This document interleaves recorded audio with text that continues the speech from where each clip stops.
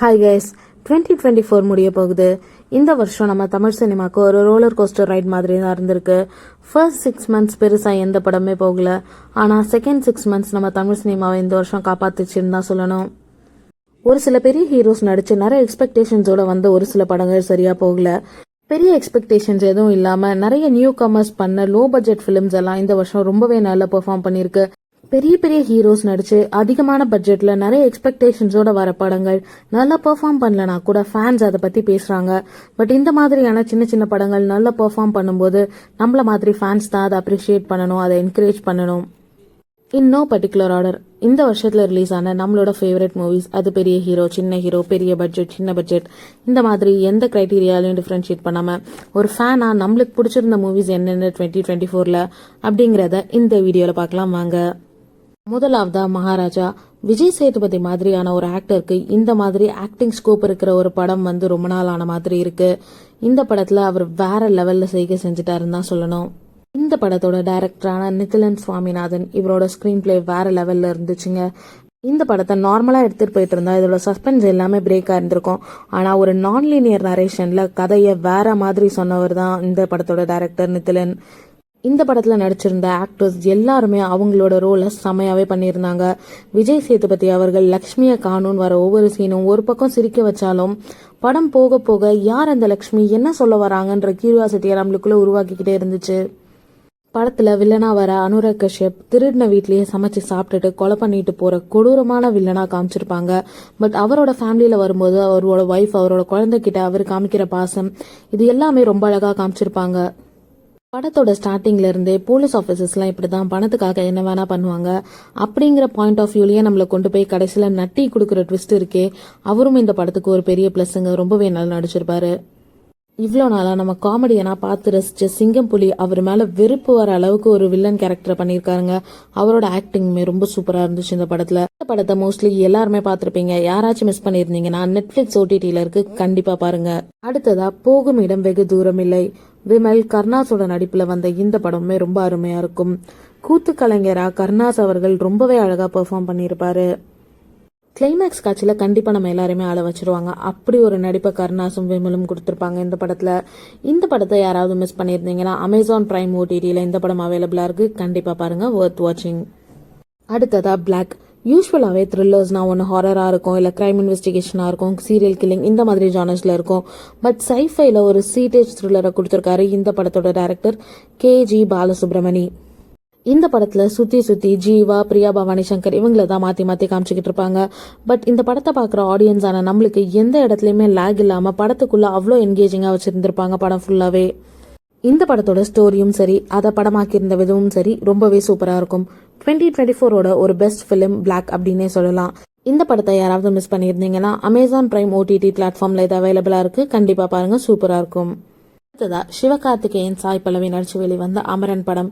இதுவுமே இந்த வருஷத்தோட ஒரு பெஸ்ட் மூவினே சொல்லலாம்.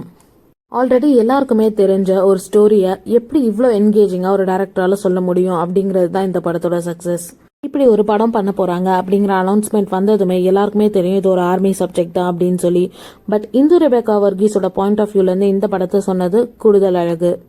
இந்த படம் சிவகார்த்திகேயனோட கெரியர்லயே ஒரு இம்பார்ட்டன்டான மூவி. கலெக்ஷன் வைஸும், ஸ்டோரி வைஸும், ஆக்டிங் வைஸும் நெக்ஸ்ட் லெவலுக்கு கொண்டு போயிருக்க மூவி அமரன் அப்படின்னே சொல்லலாம். இந்த படத்துல சாய் பல்லவி சிவகார்த்திகேயன் கூட பேசிட்டு இருக்க ஒரு சீன் இருக்கும். நடுவில் ஒரு ஷூட் அவுட்னால அவர் போன் மிஸ் பண்ணிடுவாரு. திரும்ப ஒரு போனை எடுத்து பேசுற அந்த சீன், சாய் பல்லவியோட பெர்ஃபார்மன்ஸ் வேற லெவல்ல இருக்குங்க. எல்லாரையுமே அழ வச்சிடும் அந்த சீன். கிளைமேக்ஸ்ல சாய் பல்லவி அழாம அவங்களோட அழுகையை கண்ட்ரோல் பண்ணி ஒரு விதமான ஆக்டிங் பண்ணிருப்பாங்க. தியேட்டர்ல இருந்து எல்லாருமே அழுத்துட்டாங்க அந்த சீனுக்கு. மியூசிக் வைஸும், டைரக்ஷன் வைஸும், ஆக்டிங் வைஸும் ரொம்பவே பெஸ்டா இருந்த படம் அமரன் இந்த வருஷத்துல. இந்த படத்தை யாராவது மிஸ் பண்ணியிருந்தீங்கன்னா நெட்ஃபிளிக்ஸ் OTT பிளாட்ஃபார்ம்ல இந்த படம் அவைலபிளா இருக்கு, கண்டிப்பா பாருங்க. இந்த லிஸ்ட்ல நம்ம அடுத்ததா பார்க்க போற படம் ஜே பேபி. ஊர்வஷி, அட்டகத்தி தினேஷ், லொலுசபா மாறன் இவங்கெல்லாம் நடிச்ச படம். இந்த படத்துல ஊர்வஷி பண்ணிருக்க ரோல் நம்ம வீட்டுல இருக்க எல்லா அம்மாவையும் ஞாபகப்படுத்துற மாதிரி இருக்கும். அட்டகத்தி தினேஷ் மாறனோட காம்பினேஷனும் நல்லாவே ஒர்க் அவுட் ஆயிருந்துச்சு இந்த படத்துல. படத்தோட பெரிய பிளஸ்ஸே ஊர்வஷி அவங்களோட ஆக்டிங் தான். வேற லெவல்ல நடிச்சிருப்பாங்க. இந்த படத்தோட ரைட்டிங்குமே ரொம்ப நல்லா இருக்கும். நம்மள நிறைய இடத்துல கண்கலங்க வச்சிருவாங்க. படத்தை நீங்க யாராச்சும் மிஸ் பண்ணியிருந்தீங்கன்னா அமேசான் பிரைம் OTTல இந்த படம் அவைலபிளா இருக்கு, மிஸ் பண்ணாம பாருங்க. இந்த லிஸ்ட்ல நம்ம அடுத்ததா பார்க்க போற படம் குரங்கு பெடல். ஹீரோ, ஹீரோயின், வில்லன் அப்படின்லாம் யாரும் இல்லாம ஒரு பையனோட வாழ்க்கையில ஒரு சின்ன பகுதியை இந்த படமா நம்மளுக்கு காமிச்சிருப்பாங்க. இந்த படத்தை பார்க்கும்போது 90s கிட்ஸ் அவங்களோட சைல்ட்ஹுட் மெமரியை ரிலீவ் பண்ற மாதிரி இருக்குங்க. இந்த படத்துல அந்த பையன் கடைக்கு போய் ஒரு வாடகை சைக்கிள் எடுக்கிற மாதிரி இருக்கும். அந்த சீன் கண்டிப்பா நம்ம எல்லா 90s கிட்ஸ்க்கும் அவங்களோட சைல்ட்ஹுட் மெமரியை திரும்ப கொண்டு வரும். இந்த படத்தை நீங்க யாராச்சும் மிஸ் பண்ணிருந்தீங்கன்னா அமேசான் பிரைம் OTTல இந்த படம் அவைலபிளா இருக்கு, கண்டிப்பா பாருங்க. இந்த லிஸ்ட்ல நம்ம அடுத்ததா பார்க்க போற படம் விடுதலை பார்ட் 2. வெற்றிமாறன் அவரோட டைரக்ஷன்ல விஜய் சேதுபதி நடிச்சு இன்னமும் தியேட்டர்ஸ்ல செமையா ஓடிக்கிட்டு இருக்க படம் தான் விடுதலை 2. படத்துல விஜய் சேதுபதி அவர்கள் பெருமாள் வாதியாராவே வாழ்ந்திருக்காரு அப்படின்னு தான் சொல்லணும். அவருக்கும் மஞ்சு வாரியருக்கும் வர ரொமான்ஸ் சீன்ஸ் எல்லாமே ரொம்ப சூப்பரா ஒர்க் அவுட் ஆயிருக்குங்க. அவங்க மட்டும் இல்லாம படத்துல சேத்தன், சூரி, கௌதம் வாசுதேவ் மேனன், ராஜீவ் மேனன், கென் இவங்க எல்லாருமே அவங்க ரோல ரொம்பவே அழகா பண்ணிருக்காங்க. படத்தோட பெரிய பிளஸ் இந்த படத்தோட டைலாக்ஸ் தாங்க. வெற்றிமாறன் அதுல ரொம்பவே உழைச்சிருக்காருன்னு தெரியுது. அது ரொம்ப பெரிய அளவுல ஒர்க் அவுட்டும் ஆயிருக்கு. படம் எந்த தேதியில OTTல ரிலீஸ் ஆகுது அப்படிங்கறது இன்னும் கன்ஃபார்ம் ஆகல. 2025 ஜனவரியில G5 OTT பிளாட்ஃபார்ம்ல இந்த படம் ரிலீஸ் ஆகும் அப்படின்னு ரசிகர்களால எதிர்பார்க்கப்படுது. எப்படி விடுதலை பார்ட் 1க்கு ஒரு எக்ஸ்டெண்டட் கட் இருந்துச்சோ OTT ரிலீஸ் அப்போ, அதே மாதிரி விடுதலை பார்ட் 2க்கும் OTT ரிலீஸ்ல ஒரு எக்ஸ்டெண்டட் கட் இருக்கும் அப்படின்னு ஃபேன்ஸ் எல்லாருமே எக்ஸ்பெக்ட் பண்றாங்க. இந்த லிஸ்ட்ல நம்ம பார்க்க போற படம் வாழை. மாரி செல்வராஜ் அவர்கள் அவர் வாழ்க்கையில நடந்த ஒரு சம்பவத்தை ஒரு படமா எடுத்திருக்காரு. இந்த படத்துல அக்கா தம்பிக்கான பாண்டிங்க ரொம்ப அழகாவே சொல்லியிருப்பாங்க. வாழை படத்துல நடிச்ச அந்த சின்ன பையன் அவனோட கேரக்டர் ரொம்பவே அழகா பிளே பண்ணியிருப்பாங்க. இந்த படத்துல அங்கங்க வர கமல், ரஜினி ரெஃபரன்ஸ், அங்கங்க வர தேவாவோட சாங்ஸ் இந்த படத்துக்கு ஒரு கூடுதல் அழகுனே சொல்லலாம். இந்த படம் ஹாட்ஸ்டார் OTTல அவைலபிளா இருக்கு. இந்த படத்தை யாரெல்லாம் மிஸ் பண்ணீங்களோ கண்டிப்பா பாருங்க. இந்த லிஸ்ட்ல அடுத்ததா ஜமா. இந்த படத்தோட டைரக்டர் பாரி இளவழகன். இவர் தான் இந்த படத்தோட லீட் ரோலும் பிளே பண்ணி தெருக்கூத்துல தன்னை நிரூபிக்கணும் அப்படின்ற ஒரு கதாபாத்திரத்தோட சேர்ந்து ஒரு சின்ன ஃபெமினைன் டச்சோட இருக்கிற ஒரு ரோல் தான் அவரோடது. அதை ரொம்ப அழகா பிளே பண்ணியிருப்பார். படத்துல ஹீரோவோட அம்மா ரோல் பண்ணவங்களாகட்டும், சேத்தன் ஆகட்டும், அவங்களோட நடிப்பை ரொம்ப அழகா வெளிப்படுத்தியிருப்பாங்க. இந்த படத்துல ஹீரோக்கு பொண்ணு பார்க்க போற மாதிரி ஒரு 2 சீன் இருக்குங்க. அதெல்லாம் ரொம்ப அழகாவே படமாக்கியிருப்பாரு. இந்த படத்தை கண்டிப்பா நிறைய பேர் பார்த்திருக்க மாட்டீங்க. அமேசான் OTT பிளாட்ஃபார்ம்ல இந்த படம் அவைலபிளா இருக்கு, கண்டிப்பா பாருங்க, வொர்த் வாட்சிங். அடுத்ததா இந்த வருஷத்துல ரிலீஸ் ஆன லப்பர் பந்து. இந்த படம் என்னோட பர்சனல் ஃபேவரட்னே சொல்லலாங்க. இந்த படத்துல நடிச்சிருந்த அட்டகத்து தினேஷ், ஹரிஷ் கல்யாண் இவங்க எல்லாருமே அவங்களோட ரோல ரொம்பவே அழகா பண்ணியிருப்பாங்க. இந்த படத்துல அட்டகத்து தினேஷ் அவரோட பேரா வரவங்க இவங்க 2 பேருக்கு நடுவில் இருக்க ரொமான்ஸ் ரொம்பவே அழகா ஒர்க் அவுட் ஆயிருக்கும். ஊருக்கே அவர் கெத்தா சண்டை போட்டுட்டு தெரிஞ்சாலும் வீட்டுல அவர் பொண்ணு, அவரோட ஒய்ஃப் கிட்ட அவர் நடந்துக்கிற விதம் ரொம்பவே அழகா இருக்கும். கிரிக்கெட்டை மையப்படுத்தின படமா இருந்தா கூட இப்பவும் நம்ம ஊர்கள்ல நடக்கிற கிரிக்கெட் மேட்சஸ்ல எப்படி ஜாதியை வச்சு டீம் பிரிக்கிறாங்க அப்படிங்கறத ரொம்பவே அழகா காமிச்ச படங்க இது. இதுல பாலசரவணன் ஜாதியை பத்தி ஒரு டயலாக் சொல்லுவாருங்க, ரொம்பவே அழகா இருக்கும். அது படத்துல காமெடியுமே ரொம்ப அழகா ஒர்க் அவுட் ஆயிருக்குங்க. இது மட்டும் இல்லாம விஜயகாந்த் அவர்களோட ரெஃபரன்ஸ், விஜய் அவர்களோட ரெஃபரன்ஸ் இது எல்லாமே படத்துக்கு இன்னொரு ஆடட் அட்வான்டேஜ்னே சொல்லலாம். இந்த படம் 2024ஓட ஒரு பெஸ்ட் என்டர்டைனிங் ஃபிலிம்னே சொல்லலாங்க.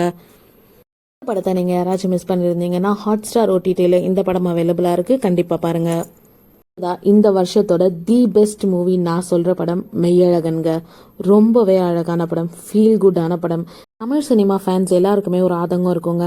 மலையாளத்துல எவ்வளவு ஃபீல் குட் மூவிஸ் வருது, தமிழ்லயே அந்த மாதிரி படங்களே வரதில்லைன்னு. அதுக்கான பதில் தான் மெய்யழகன்.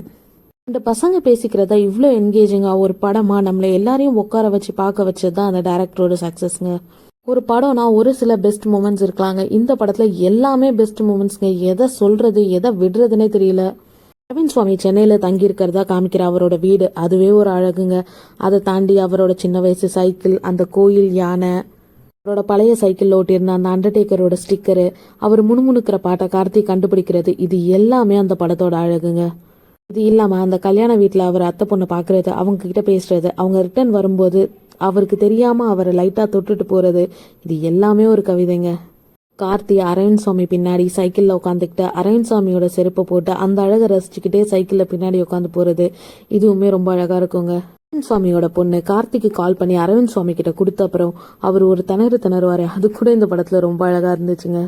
அண்ட் ஃபைனலா கார்த்தியை பாக்கிறதுக்காக அவர் வீட்டுக்கு வந்தப்போ கதவை தட்டிட்டு ஒரு 10 செகண்ட்ஸ் பிரேக்ல நம்ம மனசு என்னென்னவோ யோசிச்சிருக்கோம். எனக்கெல்லாம் அவங்க பாம்பு கடிச்சு செத்து போயிட்டாங்களோலாம் கூட யோசனை வந்துச்சுங்க. அந்த 10 செகண்ட்ஸும் நம்மள எக்ஸைட்டிங்கா வச்சிருந்த படம் மெய்யழகன். இந்த வருஷத்தோட தி பெஸ்ட் ஃபிலிம்ங்க. That's all for this video guys. இதெல்லாம் தான் என்னோட ஃபேவரட்ஸ் ஆஃப் 2024. இதுல நான் ஏதாச்சும் மிஸ் பண்ணியிருந்தேன்னா அதை மறக்காம கமெண்ட்ல சொல்லுங்க. தேங்க்ஸ் ஃபார் வாட்சிங். Please subscribe. Bye bye.